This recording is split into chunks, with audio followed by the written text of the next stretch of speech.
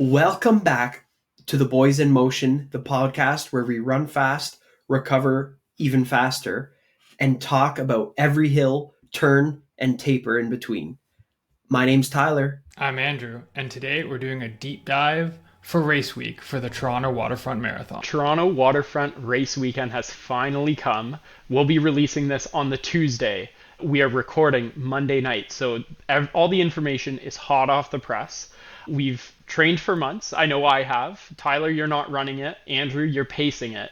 And many in the community are going to be either going for PRs, trying to smash their first marathon, or maybe just supporting the crew out there. But this is the essential guide to everything. Whether it's your first marathon and you're running here in Toronto, whether you've done a ton of marathons, but this is your first time in Toronto, or you want to hear about all the new changes to the course that have happened since last year, this is the episode for you.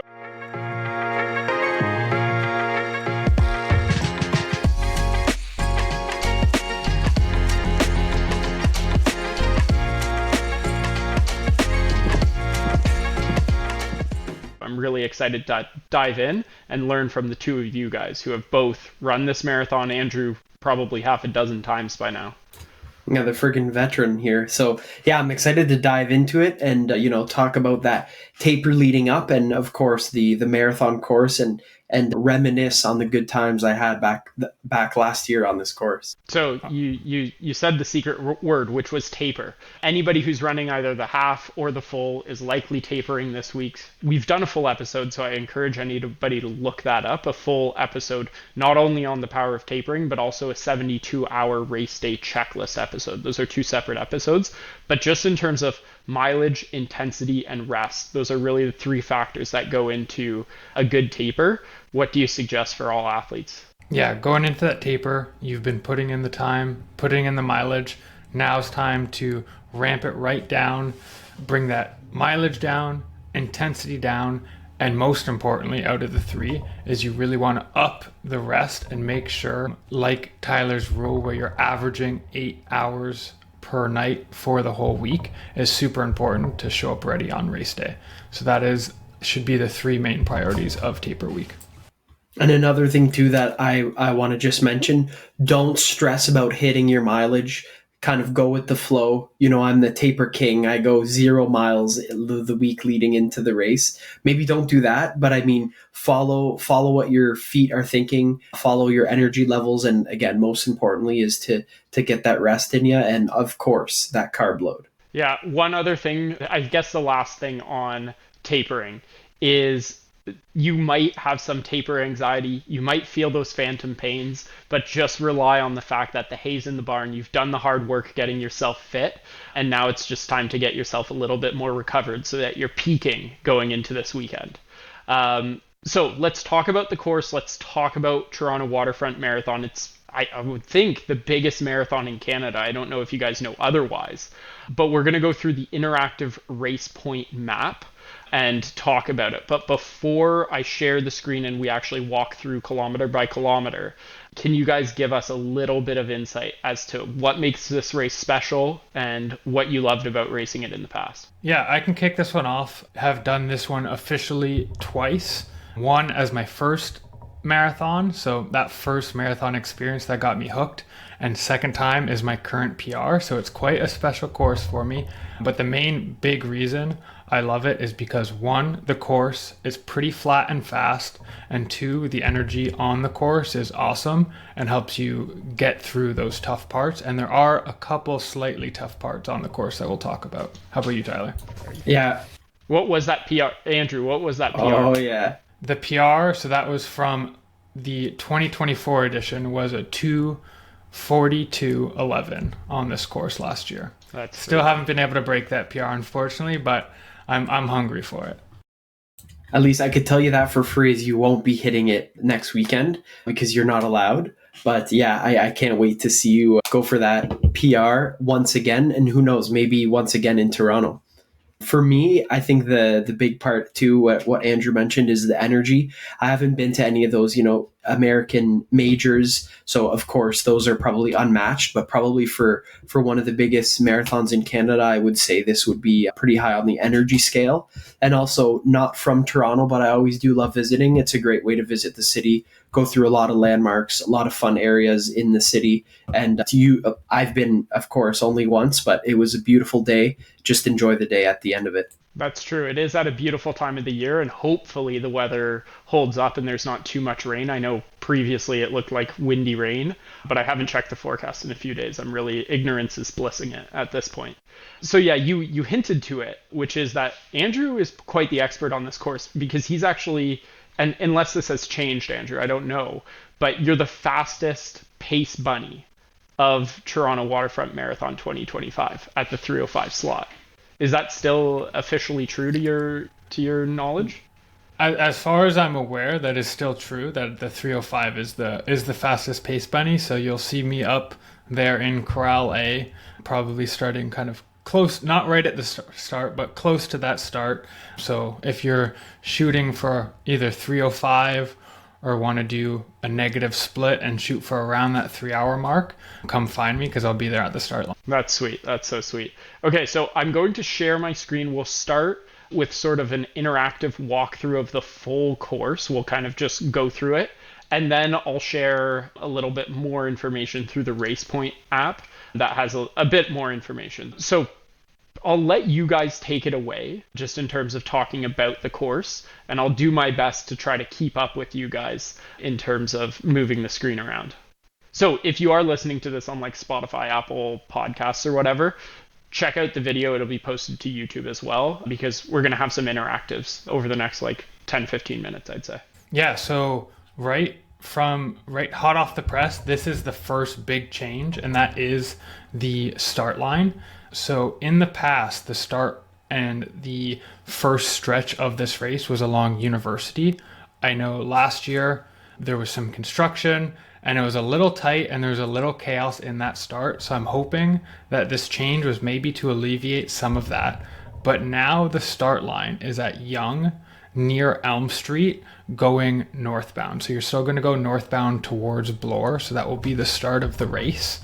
But the race central, kind of where everything will happen, including bag check, meeting up with your family after the race, that's still a Nathan Phillips Square just like before. So you're still going to want to go there before the race, like previous years if you have done it before.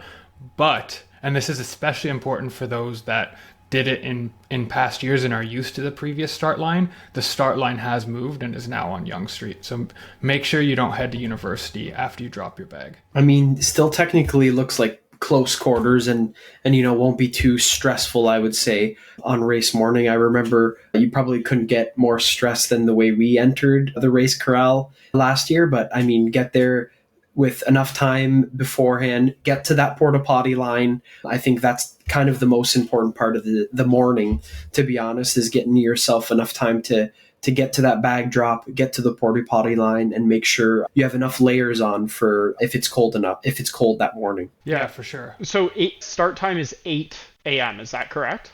Yep, it's 8 a.m. So for somebody who's doing their first marathon, what time would you suggest they're like lined up in the starting corral? I would probably aim to be in the starting corral between 30 and 15 minutes before race start, depending on kind of where if you're wanting to have a specific spot in that corral, if you're kind of wanting to try to get ahead of your corral that you've been assigned, if you're a little less picky and just there more for the vibes of the day and the crowd, maybe getting there 15 minutes before is no big deal because it's not too complicated. But you do definitely want to give yourself a little bit of time to walk over, because the walk over from Nathan Phillips Square this year is a little bit further than in previous years, where before it was only about 100 meters. So maybe give yourself an extra 10 minutes from previous years if you had done it. Awesome. Okay, so let's say that the starting gun has gone off. Andrew, you're the Toronto man, you live there. Can you walk us through the whole course? I'll try to keep up with what you're saying. Yes, absolutely. I am well acquainted with Yonge Street. Just last year, I ran all the way down Yonge Street, so the opposite direction of what we're all going to be doing. Oh, for frig, yeah. From about how far? Like, was it here in Newmarket, basically? Oh, slightly past Newmarket. Okay. So you're very right acquainted if this is all we're running on it. Very acquainted with Yonge Street, so I am well acquainted with this section as well. So the beginning of the marathon, just like other big city races, a little less so if you're used to the majors, but it will be busy at the beginning. So you're going to go slightly uphill, with south to north is generally always uphill in Toronto. So it's going to be slightly uphill, but because of the crowds, you probably won't feel it that much. And this first just over kilometer until you hit Bloor Street, so it's completely straight this year, you're just going to want to try to settle into pace and try your best to avoid doing too much weaving. Try to set yourself in a corral at a proper place. Try to have a conversation with people around you. Find a pace bunny to try to set yourself up for success. But try your best. And I don't always do this, but try not to do too much weaving at the beginning, because that can add stress and also distance for the race, and can maybe even potentially steal a PR from you, in Tyler's own words. Riggy stole a PR, that's for sure.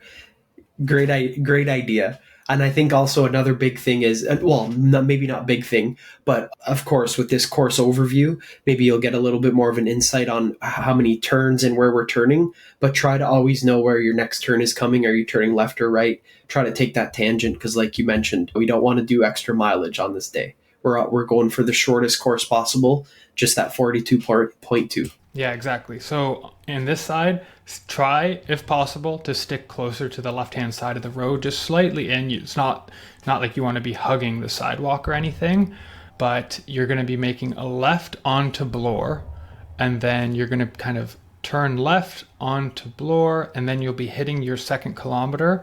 And just shortly after your second kilometer, you'll see on your left-hand side, you're going to be passing the University of Toronto, and they have their big football stadium, and that's going to be where your first aid station is. So it would be advised, depending on the weather, to kind of maybe get a little bit of water, regroup there, because you are going to be going on a part of the course as you near Bathurst going west that can be a little bit tricky, because it's slightly downhill and so early into the race. So what should we be focusing on here, Ty? Oh, frig. Yeah, that is true. When you get onto, so it's the same as last year, right? Going on Bathurst, they didn't change that. Going on Bathurst, I think a big thing too that I remembered was the rails in the middle of the road for the, what are those called? I'm not a Toronto guy. The streetcar, the streetcar track. Yeah. So I try to stay away from the streetcar tracks, even though they're in the middle of the road and we're trying to avoid those extra miles. Just pick a spot where it's not in the divot of the track, or again, also a change. I remember from pavement to asphalt can also break down your muscles just a little bit more. Any little bit of efficiencies to find on a marathon, I think, is important, even though you don't think about it in the moment or feel it in the moment even. But yeah, getting away from those tracks, I think, is a big step on this street here. And also, like Andrew mentioned, the downhill, you're going to feel fast. You're going to feel amazing going into that first 5K split. You're going to see you're well, let's call it way faster than your predicted time. I'm hoping, but you're not trying to go too fast, or else if you're just getting too much time in the bank, it could lead to a bonk later on. So you got to stay disciplined here, try to stay within your time split that you're hoping for without overreaching, but also at the same time without going too slow coming through that 5K mark. Yeah, and especially considering this is all downhill, like try to keep those feet nice and light, not too much like bonking on the back of your feet, no heel striking as you come down all of Bathurst. Halfway down Bathurst, you'll hit a water station, and then you're towards Fort York, where you'll take another right, and I'll hand it back to you guys. Yeah, so through this section, through down Bathurst, the crowds are going to be super good.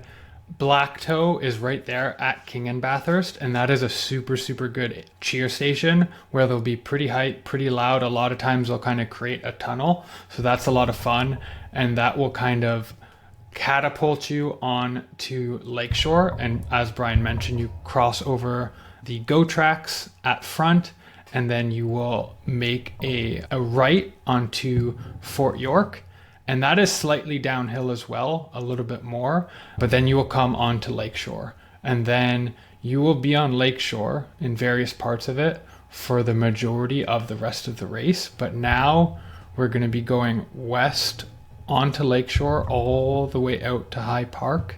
You kind of split in two different directions, and going west the first time as we're going out, there's a slight kind of bump. You'll go over the extension, and then there's the part where it splits from the Gardner and the Lakeshore, and then you'll come back down onto Lakeshore, and then you will continue out all the way to High Park. And then generally, is it the same this year? Generally, there is a goo station out here. Do we see that here? Maybe it's just so the goose station will be Okay. at 11.8. So once you've turned onto the Lakeshore, you have one at 9.2, and then again at 11.8. It's like hidden behind this other icon, but 11.8 you have water, noon, and your first potential goo gel. If you're not carrying all your nutrition and you want to rely on that, that's your first opportunity. You can't miss it. It's right at the edge of High Park at 11.8, very close to the turnaround. Another thing to note here too, right at or before their turnaround, there's a big bank of porta potties. If you've been debating on having to go to the bathroom for the first quarter of the race, I think this is a good spot early on in the race to hit the bathroom, do what you got to do, take that 30 seconds. You'll gain it back in the rest of the race. But I do remember big bank of porta potties here. Go ahead, Andrew. I'll bring it back to you. I love how your big key insight is you know exactly where those porta potties are, and I'm glad because I do not, because I've never had to go during a race. So I'm glad you can. Oh, I'm porta potty king. I know all the porta potties on every race course I've raced. The other thing I do want to address is just like in terms of wind, it's very likely through the city, like one of these directions will be windy, but most of the time on Lakeshore, you're going to have wind from the west, meaning that when you turn onto Lakeshore, you're going to have a headwind right at the start. So from like 7 all the way through till 12, you'll have a headwind. So if you're in a group, try to tuck right up. I know I'm going to be drafting right behind Andrew for most of the race. So yeah, find somebody tall and draft them if you're really trying to optimize everything. Yeah, this point is going to be very important later on the race, and we'll get into that. But the one thing I do want to say about this segment going west is that first kind of bump up north and south, the first kind of 10K is you'll be kind of trying to find your place, but once you get onto this Lakeshore stretch, it is where I find packs start to form. So this is really where you want to start to think of having those conversations with people, trying to figure out where you should be, because this is really where I have done in the past, where I have clinged on to people that I have ended up being with for a good part of the race. So this is a really good time to do that. Another fun part of, I think, this section is on your way out, you start seeing the elite is it the half marathoners or the marathoners come back on Lakeshore the other side? Yeah, both, I think, right? So you just, it's very entertaining. It eases the mind a little bit, gets you off of what you're dealing with for a couple minutes, and you could see a lot of fast people come by. Yeah, that's really good. True. When you're at like the 7, they're coming through the 17 already, 10K ahead of you. Yeah, and that's actually important to note that we didn't say at the beginning. So for Toronto Waterfront, the marathon and half marathon start at the exact same time. So up until this point, the half marathon and marathon are running together. So that is kind of just like something important to note. Make sure you're kind of based on pacing and kind of where you're in that start corral, that you aren't with someone right at the front that is going for some speedy half that is like quicker than you. So just kind of be aware of that, of like what event they're doing, and maybe if they're in the half, that they don't have that second half of the race to run, so to not be too caught up trying to chase the tails of the half marathoners at this point. Okay, so we've come around our turnaround. You have another water station. Now this water station is after a bump, right? When you're coming around here, the Lakeshore Boulevard Parklands, there's actually some elevation here around this section, but you will have an aid station with just water and noon, and then you're kind of running past Billy Bishop and through near Budweiser Stadium. and that sort of thing. So let's bring ourselves to the 18K mark, and then I guess you guys can have some tips about when you're coming around the Sky Dome, Rogers Stadium. What are some things that you might to notice on your watch? Yeah, so this part, and this is, you will do a bump up at around just before 20. You'll do a bump up. So there is a slight rise as well there. I don't think the elevation chart does a great job at showing this, even that other one along Lakeshore, but you'll do a bump up, then come back down under the Gardner, right kind of here in 20, and your watch is going to do funky things. It's either going to tell you you're running real fast or real slow. Just try to stay smooth in this point and kind of try to ignore the watch. If you have pace alerts or something, you definitely want to ignore that. But then you'll make a left onto Bay after 20 kilometers. And this is where you're going to be real tempted. You're going to see all the half marathoners blast up Bay to the finish line, start their kick. It is not time to kick. We're not even at halfway yet. So let the half marathoners finish. You're just going to go slightly uphill if you're running the half marathon to your finish. But us full marathoners are going to make a right. And we'll be coming back that way again on front. But yeah, please do not blast off at this point. It is too early. Yeah, and especially right before this turn, like you're coming under Union and then you're rising up here. So make sure that you're being mindful about where you are in the pack. You want to kind of make a tight turn and get yourself to the other side of the road so that when this turn comes up, you're not skipping over half marathon runners. Very true, yeah. And I do remember you're just fired up because there's so many people at that area as well, just because of the congestion. Your watch is wonky, the crowds are nice, and because you're kind of in a tunnel space, it's very loud as well. But yeah, you make that great decision to turn right, and you keep going onto that full distance. Yeah, so then you're going to be going through the Distillery District, through St. Lawrence Market. So it's pretty nice through this area generally. There's a good amount of crowds. And then you do this kind of strange part in the course where you do out and back on Bayview. It's quiet. There's not that many crowds. There's slight rollers. It's not necessarily difficult, but it's just kind of a strange jut in the course for them to get a little bit of extra distance.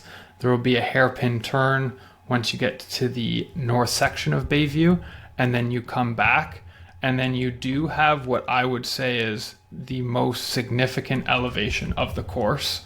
So Tyler, tell us about that. Oh yeah, that's a real nice spot. I mean, like you were saying, it's not very exciting spot on the course going up and down on Bayview. You honestly feel like you're lost and don't know why you're going that way because it's totally different than the rest of the race course. A little bit narrow, like you said, little rollers, not too crazy, but on your way back, you come through, you hit that aid station, and that's when you see, let's call it the livelihood of the race come back. I think you get that aid station, you come across that corner, and you, like Andrew mentioned, it's the most significant elevation of the day, I would say, because you're kind of coming up from the lowest part of the, let's call it overpass, and onto the bridge as like he's showing there, like a loop. You get on top of that bridge, and of course you're you're almost 27K in. So the legs are obviously starting to hurt a little bit. That the hill at that speed that you're trying to race will bird a match, I would say. Just try to keep it steady. Don't lose too much of your momentum, your pace there, because you know that you're just going to come back down slightly after that overpass and come on the other side of that going through 28K. And the one thing I just want to point out is, just so we don't miss it, there's 3 goose stations where you can get gels, and this one, so after you've come off the main route and you're about to go up Bayview, on your way up, there's a goo gel station with your regular water and Noon. And on the way back, I'm not sure, do you guys know, could you hit that a second time on the way back, or is it really only the way out that you have? I think it's only the way out, because there's so many people both ways and I think it's coned off. That's good to know. Yeah. Okay. Yeah, that's good to know. So if you're going to take 2 gels, let's say, for your next 2 ups, you got to take them both at the same time because you can't cross it again. So we've come over the bridge. What's going on? Yeah, so one last thing to note about that section. Generally, Culture Athletics will do a really good cheer zone there. And I want to point that out because it's at this point and kind of to Carlaw, you'll have a decent amount of crowds, and you really want to kind of soak in the energy because we are back on Yes. Lakeshore, but the eastern part of Lakeshore, and it gets a little bit quiet, a little bit thin. Generally, the packs are becoming a little bit thinner. So I would say this is definitely the hardest part of the course because of less people, less crowds, and the winds that Brian mentioned could play a factor on this stretch. Yeah, so this is where I guess the bulk of the mileage actually happens is going out and back here to the past the beaches, basically all the way back. This is like your 27 all the way to 39. So this is pain cave, and by the time you're at 39, you're so close that you start to get the finish line zoomies. So this is, I would say, what is living in the back of my mind as the most important part of the race. I would say, and I don't know this for sure, but like once you get past the overpass here, it's relatively flat. It's just a matter of being able to keep the pace up, sticking with the group, finding people that are your speed, and just executing on your strategy. Absolutely, yeah. From my experience of the 2 times running this, the hardest part is always 35 kilometers to kind of 37, 38. So kind of as you come back from Queen and bump back from Woodbine onto Lakeshore, all the way until you make the right back onto Carlaw. And the main reason being is if there's wind that day, and generally there is wind from the west, it will be slapping you in the face. You're probably in a smaller pack than you used to be, so you can't tuck behind people as well. And depending on the weather, this section is super wide and open. So if it is hot that day, you will definitely feel it on this stretch. And that was definitely my experience when I ran this in 2018. It was a hot day and I was cooked on this section.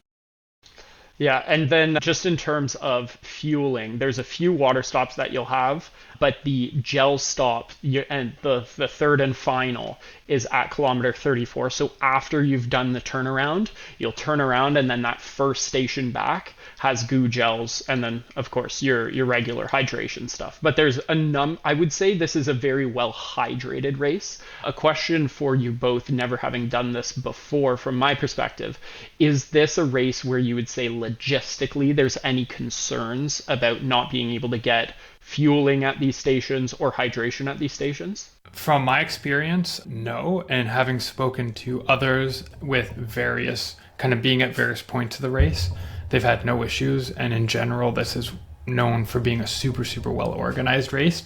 So I think no matter where you are kind of along the race, what speed you're going at, you can rest assured that you will have, hydration and goos if you need them on course. Yeah, 100%. Same here. I've seen some pretty terribly organized races, and this one is one of the better ones. So I think no issues on my end when I raced it. Let's call it more in the average Joe pack of things with that 3.5 hour mark. Still not really any issues hydration wise. Just make sure you're on the right side of the road, things like that when you're looking to grab cups of water, and stay out of the way of other people. Okay, sweet. So let's walk through let's go from, I think everything's pretty standard until, like you said, 38 kilometer mark. Now you're getting close to the finish line, but you've still got some work to do. So what might you encounter between here and the finish? Yeah, so you've made the right onto Carlaw, and then you're going to make a left onto Eastern, and the crowds are going to pick up again, so that's a good thing. But we have to go back over that dreaded overpass on Eastern to go back on to Front Street. And this is definitely going to feel harder this time. If you've raced it properly, you've kind of given it almost your all at this point, your legs will be hurting.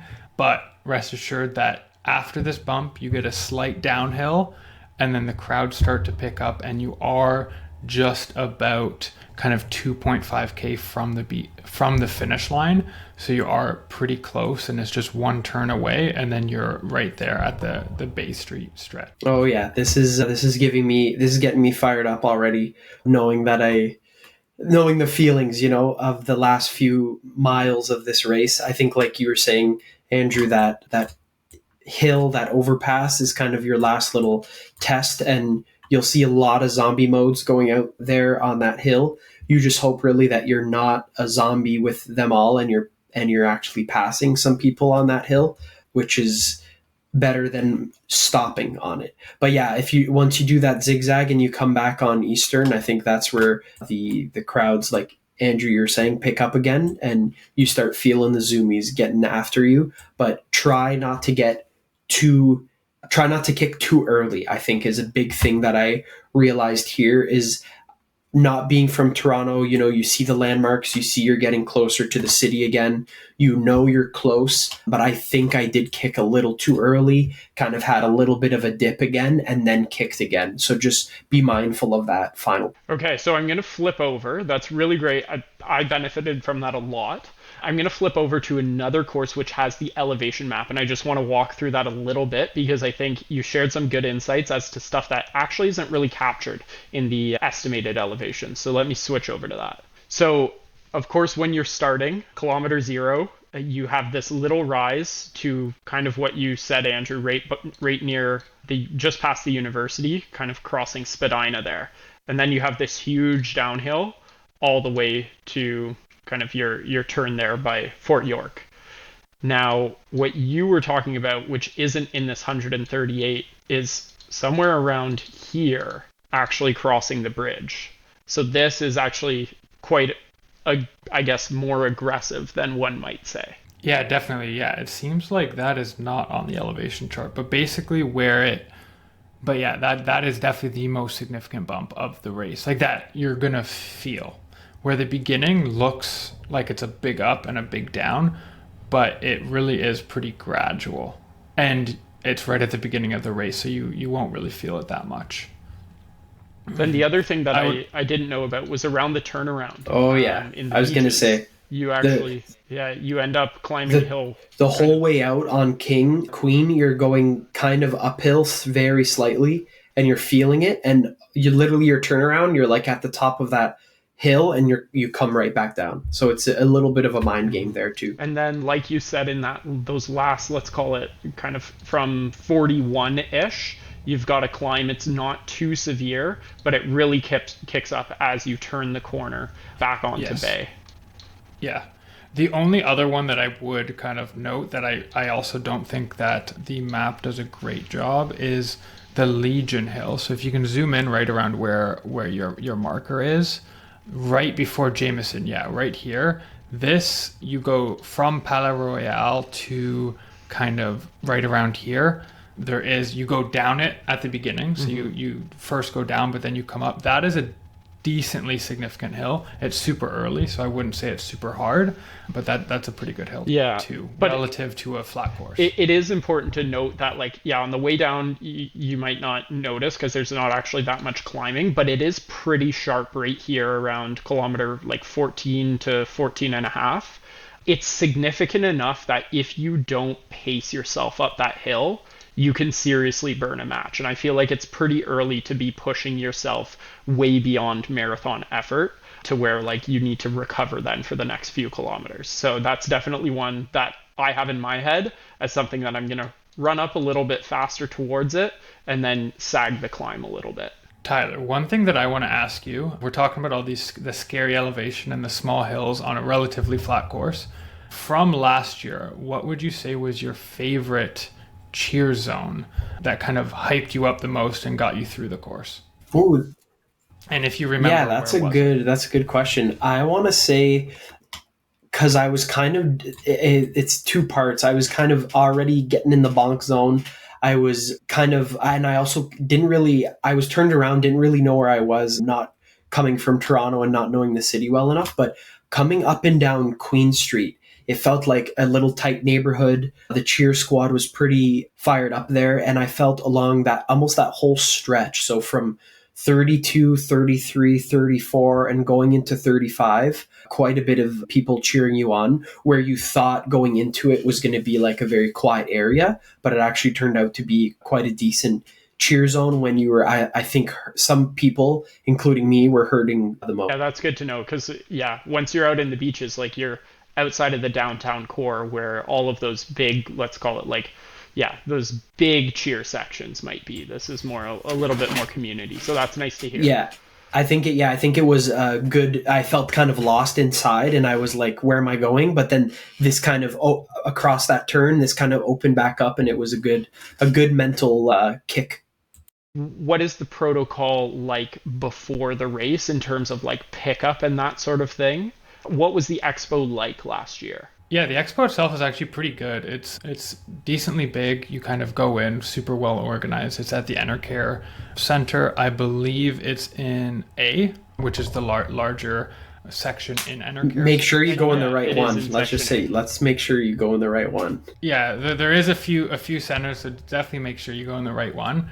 But you'll go in, give your bib information, so you kind of start doing that. You pick up your bib, your shirt, all of that kind of stuff, your pins, and then they'll send you into kind of the ASICs, because ASICs is the kind of leading sponsor. You can look at merch and stuff like that, and then they kind of spit you out into the general area, and then you can kind of peruse around the different vendors.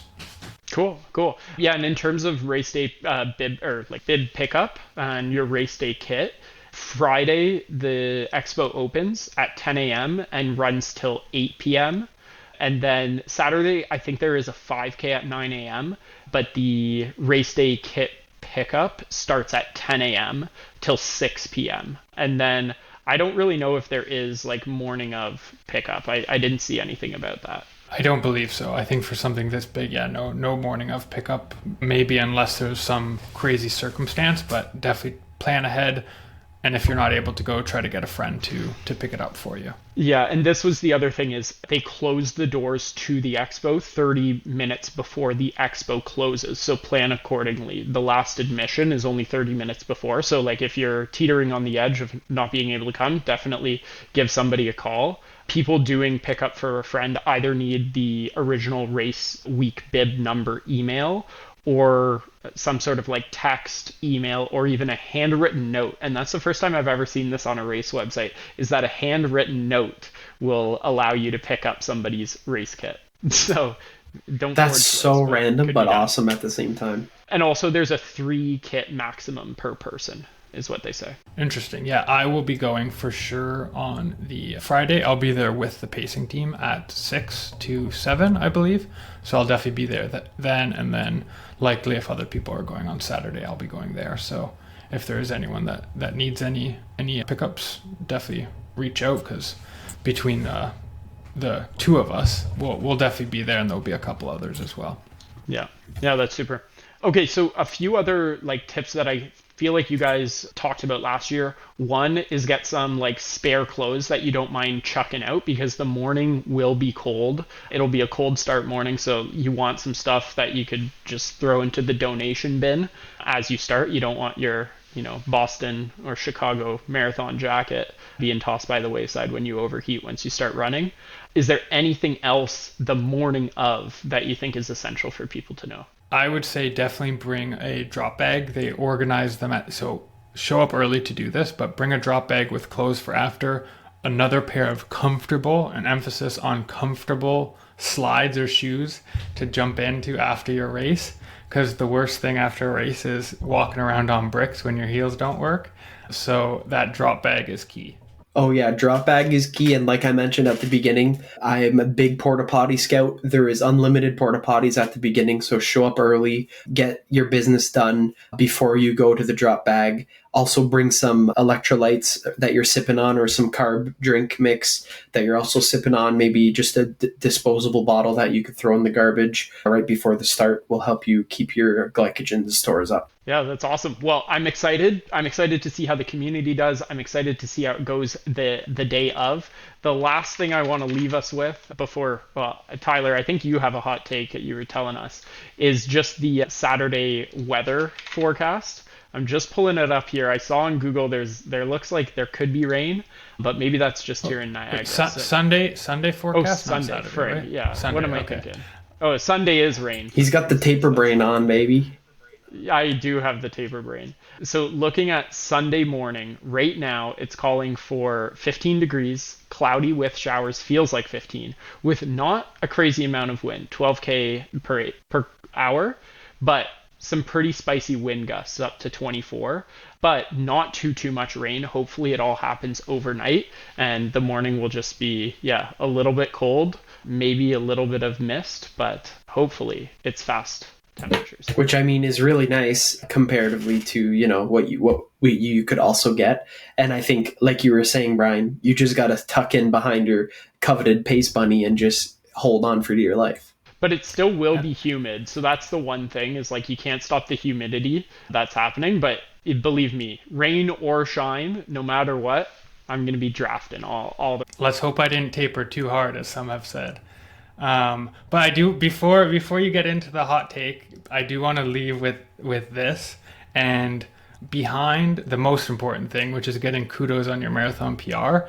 The second most important thing is having friends and family there to cheer you on. And I do want to share kind of, if I had to give people 2 recommendations of where to tell your family to go. If your family is coming in from Union, as a runner, you cannot take the GO train in because it won't get you there in time.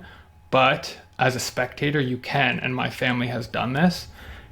Union will drop you off right around the 20-kilometer mark, and going up Bay to Wellington is a perfect spot to tell your family to go, because they will see you go out onto the second part of the course and then also see you at that turnaround. So that is my first recommendation if they really don't want to move at all but still see you twice. Plus it's quick and easy to the finish line to meet you after. Or if you go just a little bit east to Cherry Street, somewhere in that area, they will see you go out into the out and back along Bayview and come back. And then they will see you a third time at the 40-kilometer. And both of those spots are super good for people seeing you multiple times without a bunch of headaches, but also in the spots that I think you need it the most. So those would be my 2 recommendations.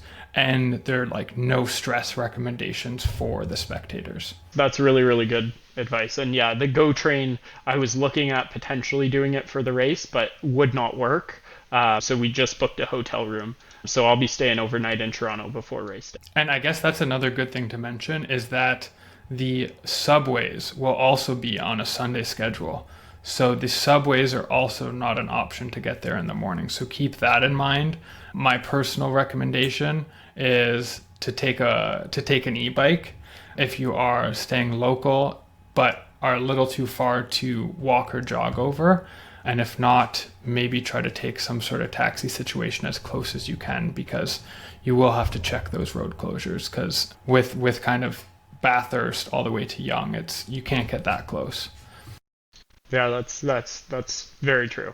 Okay, Tyler, let's hear from you. You whipped up some hot takes, and I'd love to hear what you have in store for us on race week. Well, I think this one is good because just coming off of a marathon myself, I actually thought of this, let's call it for the majority of the race, but it didn't work out. So the hot take of the week going into race week for you, Brian, is you can't bank time in a marathon. You could just blow up early and you don't even know it yet. So keep that in mind. Yeah, so this is one thing that I think is a very good tip for me, because my goal, and Andrew, it's good for you to know this as well, as you got to even split this, hopefully, is to negatively split this. So my hope is that in those closing kilometers, I can actually whip up a faster second half. We will see how successful that is, but I feel as though it will be a much more enjoyable process rather than blowing up on banked time that I try to build up early. Yeah, and I think this is a course, although the first half is easier, I think this is a course that's doable, and to try to not overcook yourself with the excitement of that first 10K, because I know there has been some hurting souls on Lakeshore East in the past that I've heard of. So let's hope that's none of our listeners. Yeah, and for all those that are looking at this as this is their taper week and they're starting to get antsy for race, it's just remember the work that you've put in, and also acknowledge that taper week can be harder in some ways than that peak week in training. Not necessarily physically, but definitely mentally. So I'm there with you. I'm stressed about the race, but I'm prioritizing sleep, prioritizing recovery, and I'm excited to get this carb load started. Perfect. Well, I think that wraps up our Toronto Waterfront taper and course preview. Brian definitely seems like he's ready to roll, and we hope that this helped everyone that is getting ready for race day in the 6. Yeah, can't wait to see everybody racing on that day. Still not sure if I'm going to be joining in person or if I will be a virtual cheer squad member of the Boys in Motion. But if you're running this weekend, tag Boys in Motion in all the pictures. I'll be running the media no matter where I am. So I'll be reposting a lot of stuff. And we want to see those finish line pictures, some tears of joy and hurt, and those post race smiles. Yeah, post race smiles and a few bevies, I think. I just got a text earlier today from Kennedy trying to set up some post marathon beverages. So looking forward to that. Good luck to everybody racing. Stay calm. Trust your gut with training. It's all in the barn. And remember, it's really just one long tempo run with a medal at the end. We'll see you at the start line.